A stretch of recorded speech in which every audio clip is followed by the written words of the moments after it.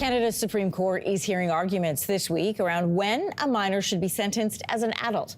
So lawyers representing two men convicted of first-degree murder, crimes that they committed when they were under the age of 18, say the Crown did not adequately prove the need for their two adult life sentences. So the identities of these men are protected under a publication ban.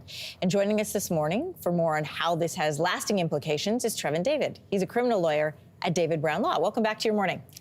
Thank you for having me, Anne-Marie. So the Youth Criminal Justice Act was created in the early 2000s, back in 2003, and it allows the court to sentence youths that are under the age of 14 and older as adults, provided that the Crown can successfully argue against something called diminished moral blameworthiness. What does that mean in layman's terms? So generally, anybody who has children or youth understand young people have less moral judgment, poor impulse control, may not be able to understand the consequences of their actions. So because of that, we'd legally treat them differently as youth under the Youth Criminal Justice Act.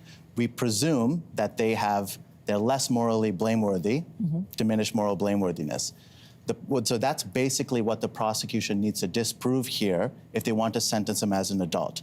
The maturity, the sophistication they showed in committing this offense is more like an adult, such that the laws that are in place to protect young people don't apply here. And what are the lawyers arguing at the Supreme Court?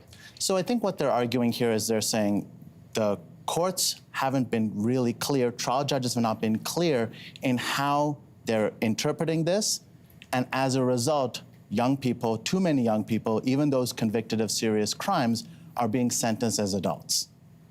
So you work as a criminal defense lawyer. How much does the prosecution moving to sentencing youth as an adult, how does it change your work at trial?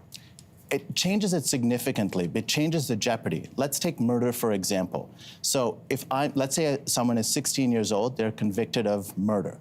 If they're convicted as a young person, under the Youth Criminal Justice Act, the maximum sentence is 10 years, and only 6 of which, maximum 6, can be in jail. If that same person is sentenced as an adult, the maximum penalty is life, and with no chance of parole for 10 years. So the jeopardy that someone faces changes significantly. It's also very interesting when you're looking at jail as a punishment versus rehabilitation would also come into play, right? Because at 10 years, when someone, they're 26 years old, they're out again back in society. If you have anything longer, they're in jail for longer. So is it punishment or is it rehabilitation? How would a successful appeal here impact youth sentencing in Canada?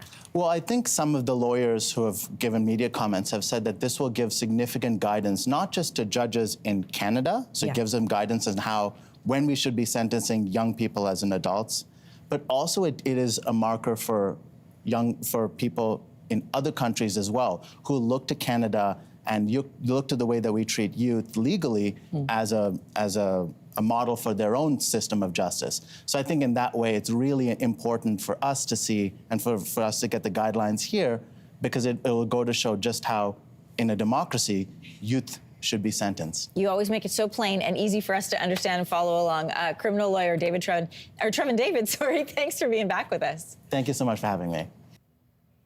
If you liked that video, make sure to subscribe to the Your Morning YouTube feed, where you can find all kinds of new content posted every weekday morning.